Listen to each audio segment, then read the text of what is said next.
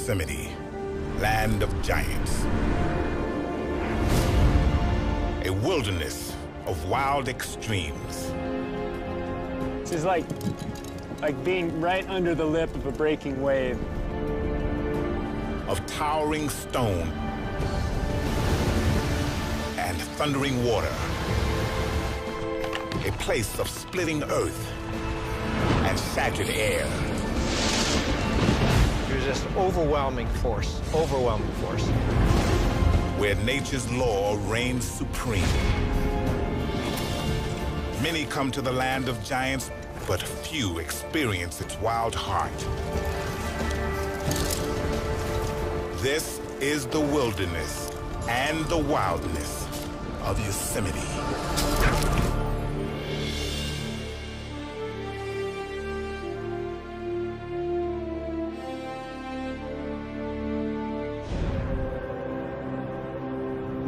Yosemite is a crown jewel of America's wild spaces.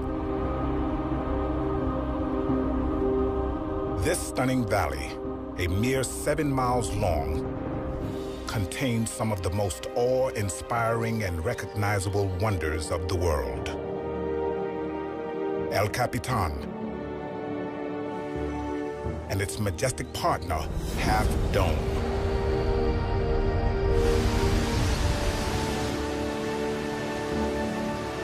Yosemite Falls, 13 times higher than Niagara.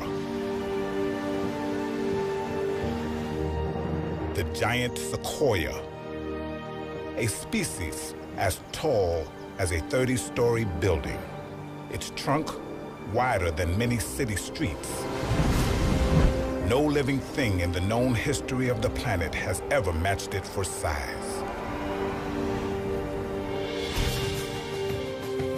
Yosemite lies in the granite heart of California's mighty Sierra Nevada mountain range.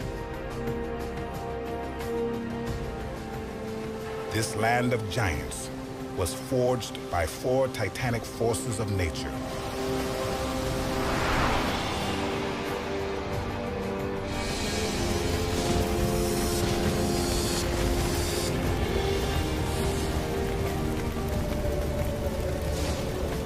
Fire. Out of the flames, life comes to this wilderness. I believe and feel that they are breathing a sigh of relief from this fire and this burn. Air.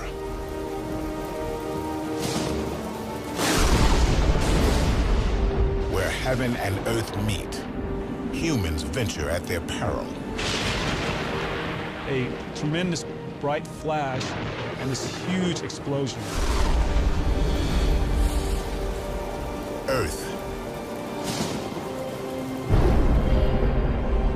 An awesome ancient pressure breaks out of solid stone. Please don't move. And water.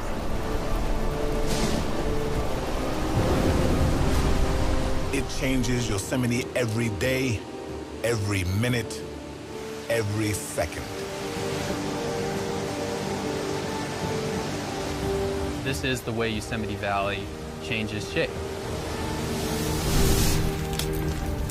We'll come face to face with the power of fire, air, earth, and water. To reveal Yosemite's wild side, we'll follow paths few ever take. From its most remote corners to its death-defying heights.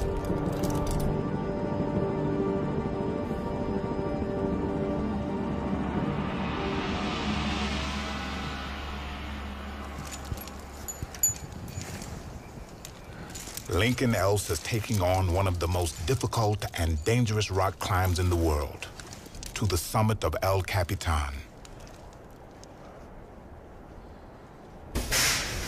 A single chunk of granite, more than half a mile high, twice as tall as the Empire State Building. One of the highest unbroken cliffs in the world. More than 3 million visitors gaze at it every year.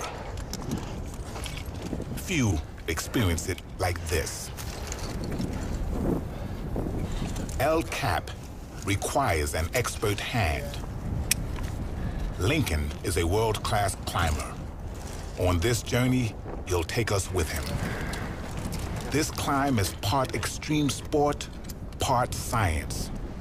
Lincoln's guide, an intimate knowledge of El Cap's geology.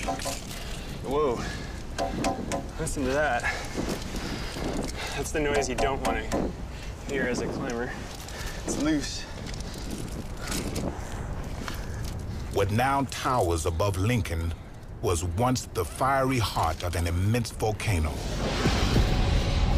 100 million years ago, massive bubbles of magma rose into a huge chamber 5 miles beneath the surface of the Earth. That magma cooled into a single gigantic slab of granite, 350 miles long, 60 miles wide, and 10 miles thick. As water erodes the overlying rock, the granite rises. We see parts of it today as El Capitan and Yosemite's other great stone sentinels. It'll take Lincoln and his support climber, Chris McNamara, 3 days to reach the summit of El Cap. If nothing goes wrong. I'm gonna slip in, and we can chow down. You want to race that corner? Yeah, once I get in. Oh, I've got big wall hands. Oh, I could stand that. What could go wrong Well, we're gonna eat another one. is Yosemite's most unpredictable natural force: the weather. The power of the Earth's atmosphere. The power of air.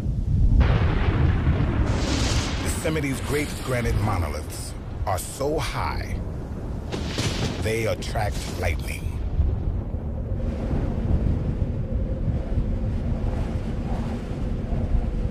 In spring and summer, fierce electrical storms charge up Yosemite's valley.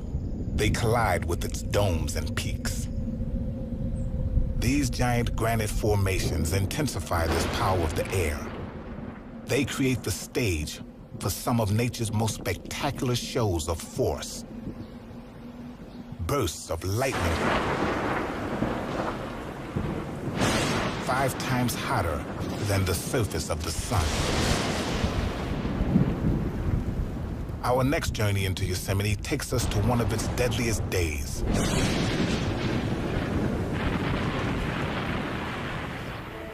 July 27th, 1985.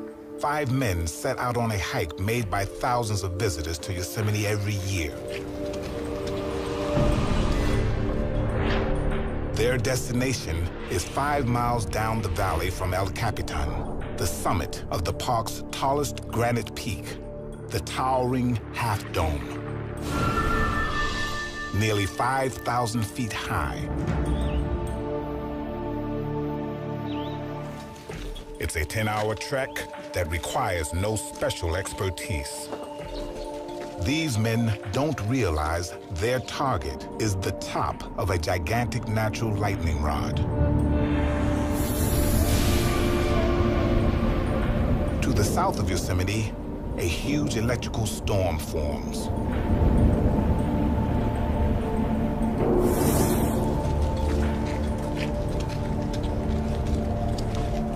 On this day, Adrian Esteban was one of the lead hikers. It was predominantly a blue sky with just one little cloud way off in the background. Adrian had hiked Yosemite before, but he'd never seen its wild side. We're hiking along, and we got about the halfway point, and we noticed the cloud is getting closer into the valley, and now it's getting darker and darker. By late afternoon, they're on the exposed face of Half Dome. Within an hour, they will be the only hikers left on the rock. Now they can hear thunder and see lightning in the distance. Something about the lightning, the excitement of it all just kind of drove us to go on. A single thunderstorm can contain more energy than 10 atomic bombs. For the instant in which it strikes, a bolt of lightning releases enough power to supply the entire United States. It can pack a fatal blow in the blink of an eye.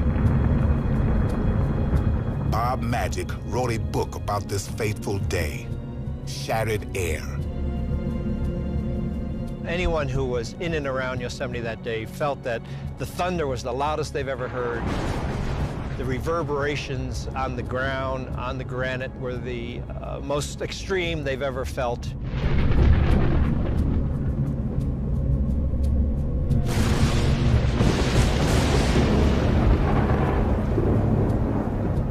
p.m. Despite the storm, Adrian Esteban and his friends reached the summit. Their showdown with Yosemite seems to have gone their way. And we saw lightning coming closer, hitting the mountains, surrounding mountains, and it was just awesome. Then the storm slams into Half Dome. It unleashes its full force over the great rock. The 5 men on the summit are caught in one of nature's most terrifying events. Escape is now impossible. Desperate, they seek shelter in a rock enclosure. But it's too late. I felt my skin tingling sensation. I felt like my hair was standing on end, and that's when the lightning bolt hit. A tremendous bright flash and this huge explosion. The summit takes a direct hit. Millions of volts of electricity arc over the west stone surface into the rock enclosure.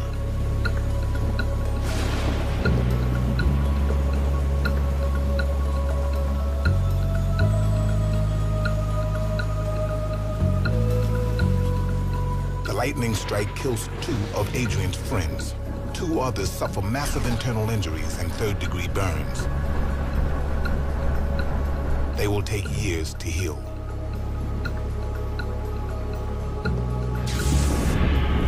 Adrian was in motion when the lightning struck. Because little of his body was in contact with the rock, he did not ground the lightning's electrical charge, and he escaped with minor injuries.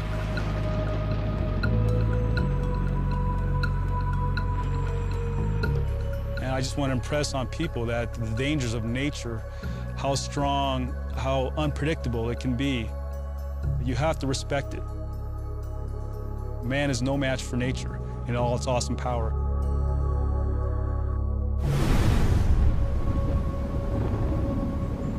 Yosemite is a stage where the awesome power of nature plays the lead role. Lincoln Else has a seat in the balcony. He's precariously poised high up the face of El Cap. Above him, nothing but sheer stone and clear air. Lincoln has witnessed the terrifying power of Yosemite storms. They pack a 1-2 punch of force that helps shape this wilderness. Not only do they bring lightning, but water. Millions and millions of gallons.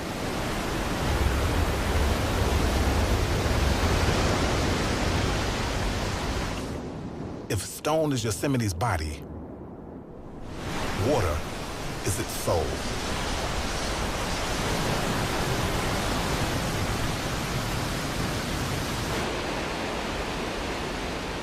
What most visitors see are Yosemite's towering waterfalls, including North America's highest, Yosemite Falls, a 2,500-foot drop.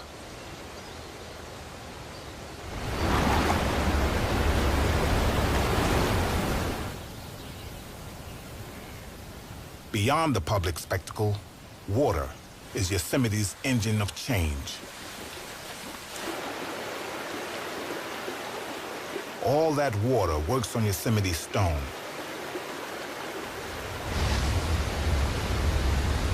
It erodes the surface. Eventually, that allows the release of pressure.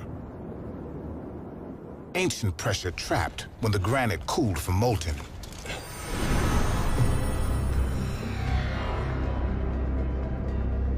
The magma that formed present-day Yosemite cooled under an immense load, billions of tons of overlying rock.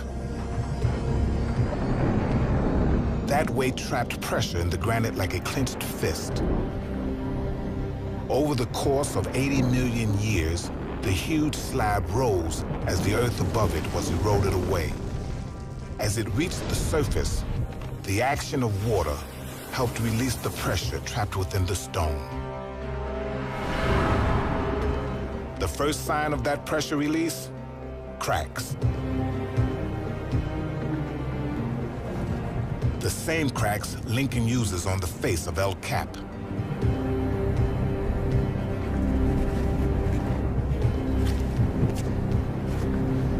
These cracks are his ladder to the top. Their life is all about geology right now.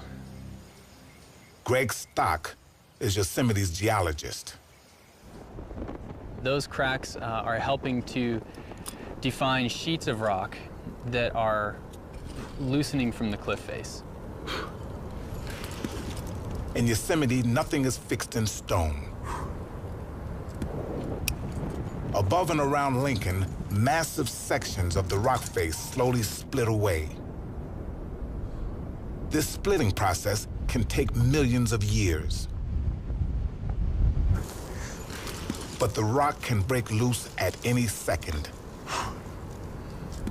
So the rock on this route is great, except for this section.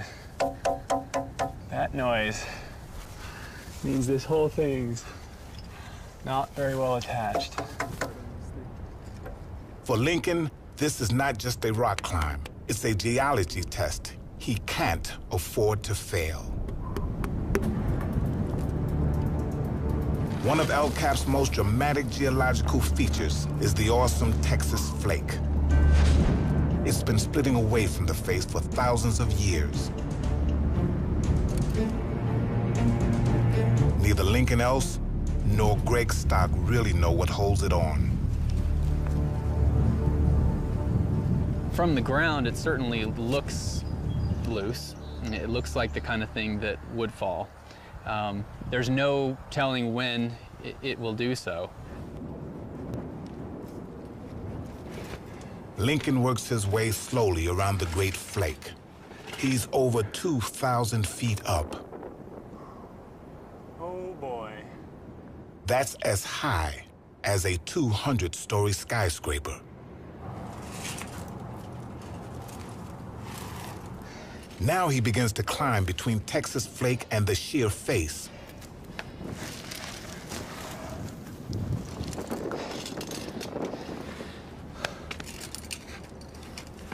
Few people get to experience geology like this, up close and personal.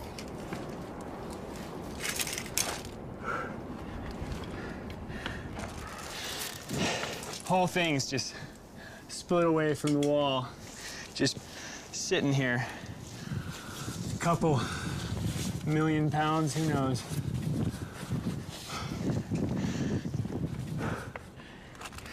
Please don't move.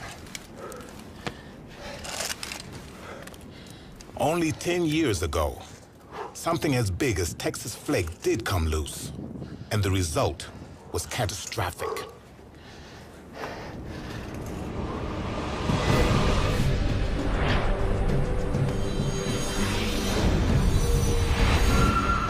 At 6:52 p.m., July 10th, 1996. Without warning, two colossal slabs of granite break free of Yosemite's glacier point and fall 2,500 feet. Together, the slabs are the size of 2 football fields and weigh more than 100,000 tons. They slam into the valley floor at over 200 miles per hour.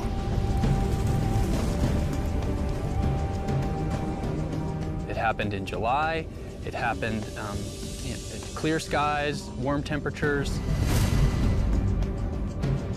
The air beneath the falling slabs is super compressed and blasts out from the impact point, hurling dust and debris 2,000 feet up. So this air blast followed by this huge dust cloud just swept out over this area and just obliterated the forest here. The blast of air alone caused this tree damage. At 300 miles an hour, it was as powerful as the most devastating tornado. It snapped 1,000 trees like twigs, some up to half a mile away.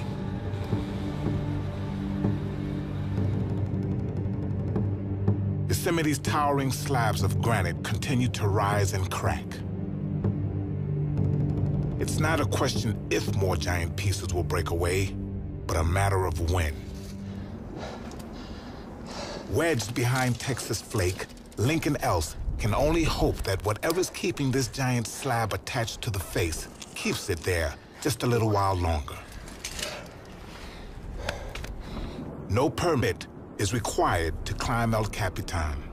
It's accessible to all who dare. But right now in Yosemite, an entirely unique climb is underway. 10 miles from El Cap, in the backcountry, biologists have rare permission to scale the park's giant sequoias. Their mission may reveal the fate of the largest living thing on Earth. This is the first study in Yosemite to occur in giant sequoia crowns. Scientist Jim Spickler and his team have come here to the Tuolumne Grove of giant sequoias to search for answers about global warming. The forces that control Yosemite may be tipping out of balance. To find out, they need to look in the canopy of the giant sequoias. They may look indestructible, but they're not. Trees this huge require an incredible amount of water that has to be pumped 300 feet straight up. But global warming may cause the water they depend on to dry up. Jim and his team must collect foliage from the very tops of the sequoias. These samples will help them study how well the trees pump water from the ground. The sequoia's pumping system is driven by a solar engine. Evaporation through its foliage sucks a continuous column of water up its trunk like an immense drinking straw. Every day, a single sequoia pumps a ton of water 300 feet straight up. Every day, without pause for thousands of years. It's a hydraulic system more durable and efficient than anything ever designed by man. Jim begins to rig 3 of the sequoias.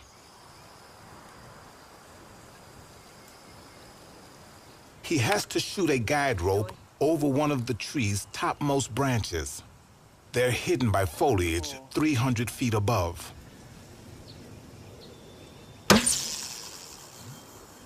Dream. Oh, that looks perfect. An ideal shot over an upper limb. It looks like a perfect rig you have on that tree. Now they must rig. What they're about to climb is as tall as a 27-story building. The sequoias are one of Yosemite's most iconic features, found in few other places on Earth. Fully grown, they weigh around 3,000 tons. They are wider than many city streets.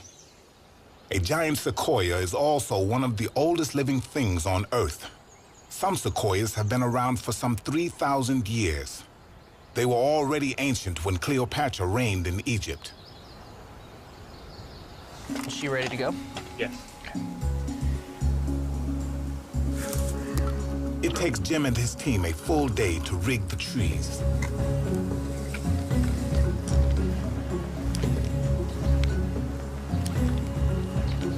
Safety is paramount. A fall from 300 feet will kill you just as surely as a fall from 3,000.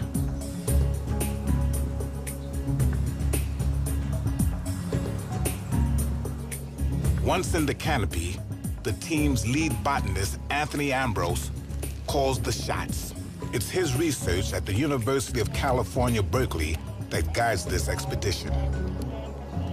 One of the first places that the tree's going to experience the effects of climate change is at the tree tops, and that's why it's so valuable for us to be able to get up here and study what's going on actually in the trees themselves, because you're not going to be able to answer these types of questions from the ground. The team collects foliage samples from the topmost branches, because this foliage is the engine for nature's greatest water pump.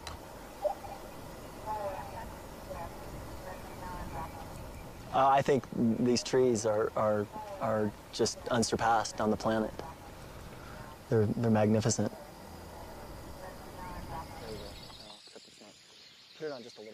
In a portable laboratory 250 feet above the ground, Anthony and Jim test the rate of evaporation from their samples. Step on your ledge here, please. They try to find out what will happen to the sequoia's solar pumping system when the sun is hotter and the soil is drier, because that's the predicted effect of global warming. If there's too much evaporation and too little water, the sequoia's solar pump could burn out as it tries to suck water that just isn't there. In this worst-case global warming scenario, the water column inside the sequoias will break and the trees perish.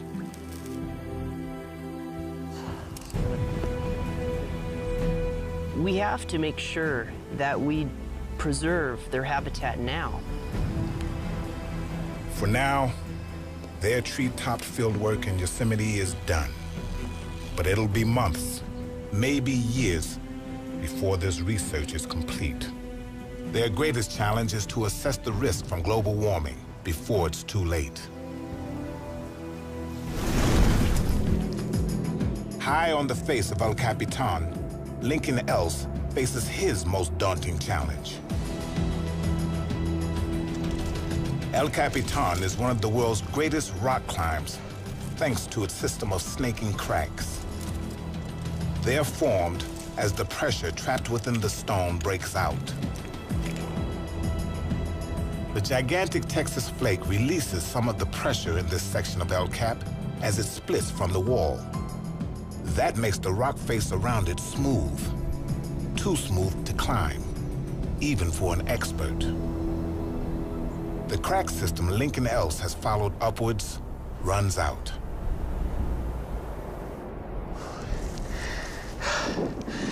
This has got to be one of the crazier parts on El Cap. You finish Texas Flake, crack runs out, and we gotta make it over to the next crack system. Since we can't climb it, we gotta swing it.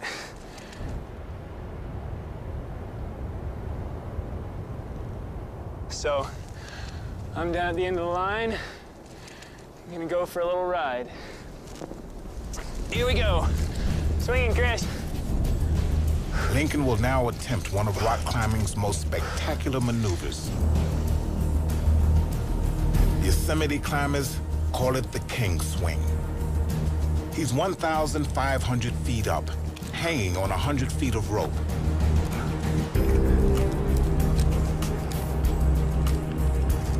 Lincoln must swing backwards and forwards along the rock face if he's to reach the next crack system.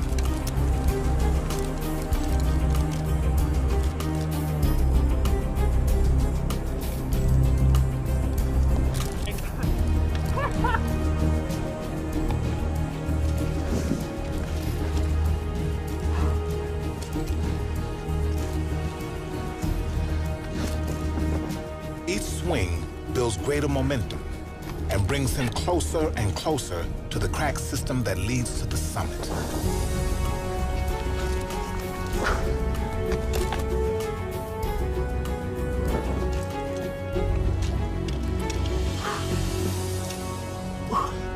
Finally, he lands.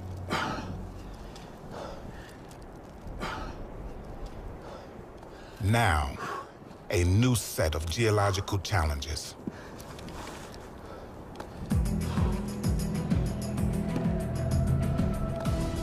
500 feet above him is a forbidding overhang of rock called the Great Roof.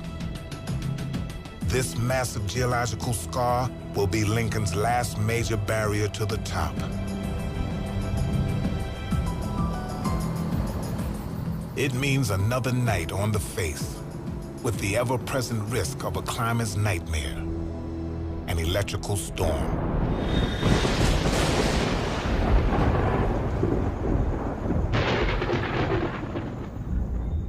Lightning may be one of nature's most powerful and deadly forces, but drawn down to the earth of Yosemite, it's also a life giver. Lightning starts 88% of all of Yosemite's wildfires. But this wilderness needs fire to survive. Fire lights our next journey into Yosemite. And our guide is Yosemite's fire specialist, Tara Pacina.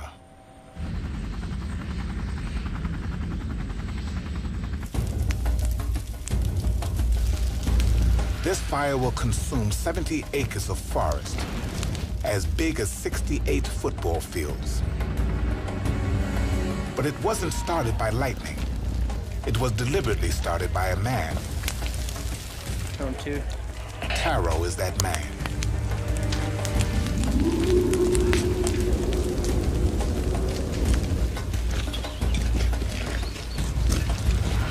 For most of the last century, naturally occurring fires in Yosemite were put out whenever they started.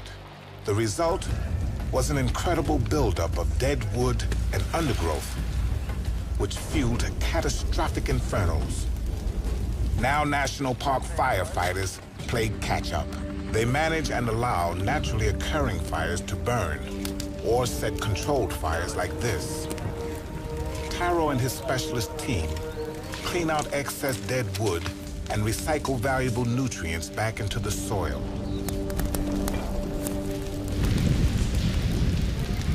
We can't let all fires burn, and we can't put all fires out. We have to find that medium, but understand that fire is vital and important part of our ecosystem.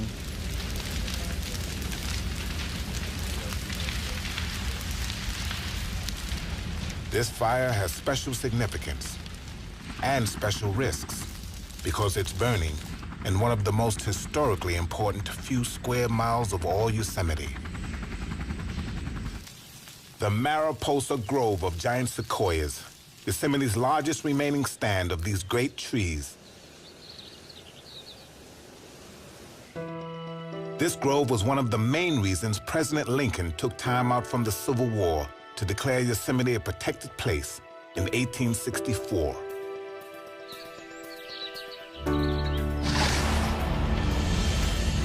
During the decades when it was policy to stop fires at all costs, barely a single new sequoia sprouted. Why was an enduring mystery, finally solved late last century. Giant sequoias depend on fire to reproduce. The heat opens their seed cones. Their seeds are released. The flames clear the earth for their germination.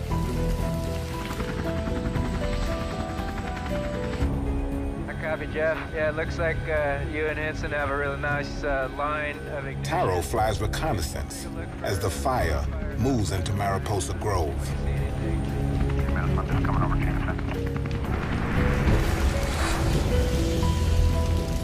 Looks like it is burning a little bit more actively in that second segment. Is that what you're seeing on the ground? While lesser trees blaze around them, the giant sequoias stand virtually unscathed by the flames. They're remarkably fire-resistant. Their bark is the thickest of any tree on Earth, up to 2 feet, and their sap contains a high percentage of the fire-retardant chemical, tannin. You can look at the fire scars at the base of the sequoias. They've seen fire for eons, and they will continue to see it if we have anything to do about it. Taro and his fire team work to bring the natural forces that sustain Yosemite back into balance. fire is a vital part of life here.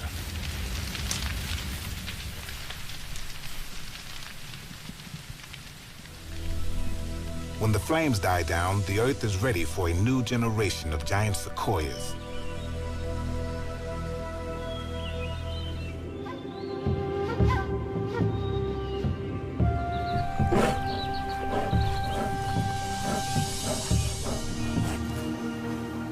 In every corner of the park, Yosemite's rangers and scientists try to restore a balance threatened by man's presence. Tori Sayre is Yosemite's bear specialist. Her mission is to keep Yosemite's bears wild and away from the temptations brought into the park by human visitors. I know that a lot of people, when they think of Yosemite bears, they do think of those bears going through the campsites and parking lots and think of, you know, the bad bears.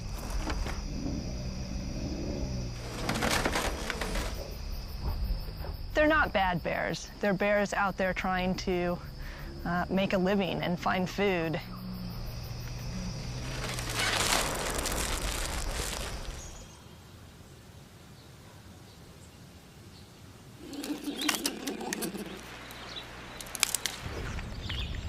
For wild bears to stay wild, they need natural food, particularly acorns, one of nature's highest calorie foods. That's where Yosemite's fire policy plays its role in the bear's survival. Fire clears the canopy and allows sunlight for young oak trees to grow. Forest needs fire. It allows new growth, and with that comes more of a natural food supply for bears.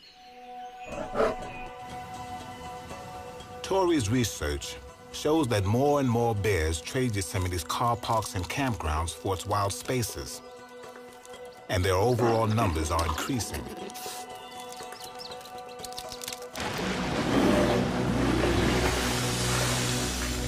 We know we have a healthy population of bears here. We are starting to get more and more sightings of bears in areas of the park where we've never had bear sightings before.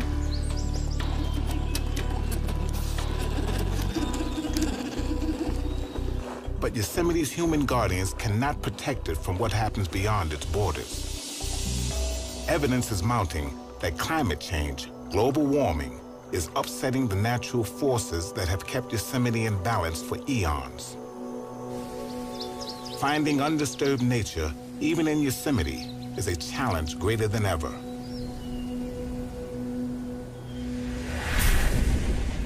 "2,000 feet up, Lincoln Else is on his final push to the summit of El Capitan. This daunting overhang is known as the Great Roof. It's all that's left of a single column of rock that's been breaking away from the face of El Capitan for at least 10,000 years. And right now, it's Lincoln Else's last geological barrier on his climb to the top. This is like being right under the lip of a breaking wave. It's amazing. Oh. The Great Roof exists because of immense glaciers that once filled Yosemite Valley. Over a series of great ice ages that ended 10,000 years ago, glaciers bulldozed through Yosemite to create sheer vertical cliffs. When the glaciers retreated, pressure trapped within the stone pushed directly outwards, breaking entire columns of rock away. The Great Roof is all that remains of one of those columns.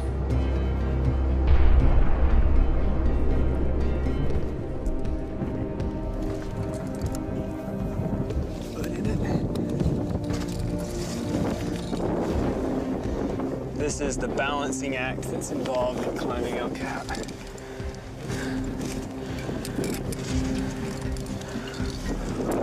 Woo. Much better.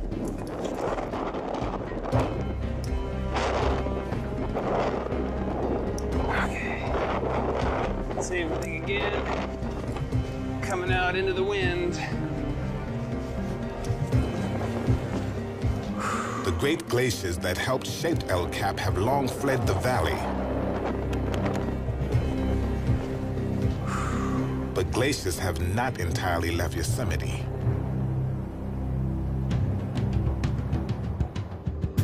"20 miles from Lincoln, in a rarely visited part of the park, Yosemite's last significant glacier fades like an old memory. Lyell Glacier is 11,000 feet up the bare slope of Mount Lyell at the head of a remote canyon. Geologist Greg Stock treks into Yosemite's past to look for answers about its future. All over the world, glaciers retreat. They provide some of our most dramatic evidence of global warming. So it is in Yosemite.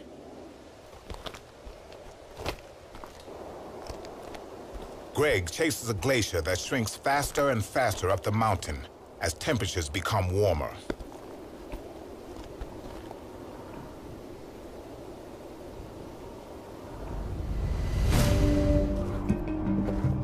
Best estimates are that in 50 to 75 years, this glacier will be essentially gone.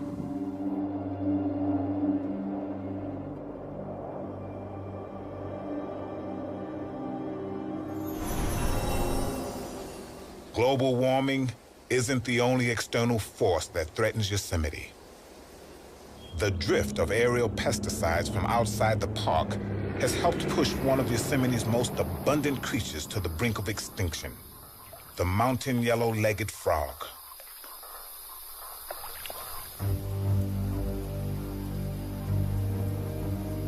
In Yosemite's alpine meadows, the park's chief wildlife biologist, Steve Thompson, is on a lonely search for the frogs that once abounded here. We're talking about millions of animals that have been reduced to, I don't even want to speculate how few we have, because we're just finding out how few we have. 10 years ago, mountain yellow-legged frogs were the most numerous amphibians in the Sierra Nevada range. Their numbers have plummeted by 95%. And the glacial ponds and lakes of Yosemite are one of their last refuges. People have this image of a national park being held inviolate, protected. But unless there is change, immediate change and big change, they're likely to lose a lot of the things that they hold dear here in Yosemite.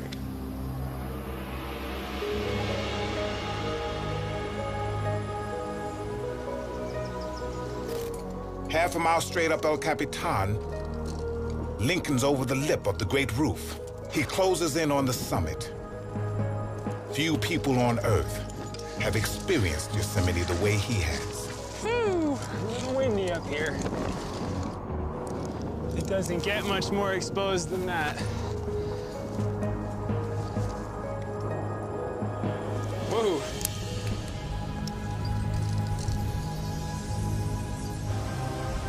To those who only see the postcard views, Yosemite seems an ancient and unchanging place.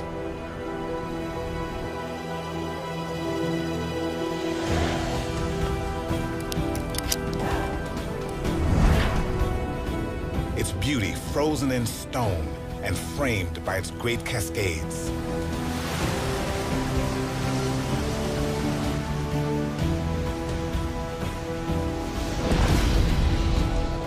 Our journeys into Yosemite have shown it's anything but unchanging. And its beauty is actually far more fragile than it looks. From the time humans first set foot in this extraordinary wilderness, it's been a place of wonder and inspiration. Woo! What a crazy place.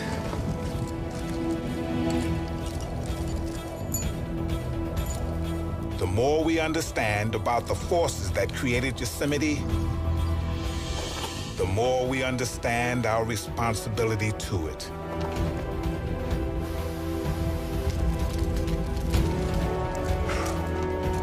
Beyond earth, air, fire, and water, man is now the power shaping Yosemite. The last flake.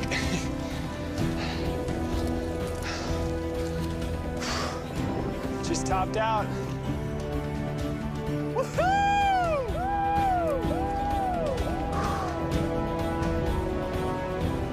Its future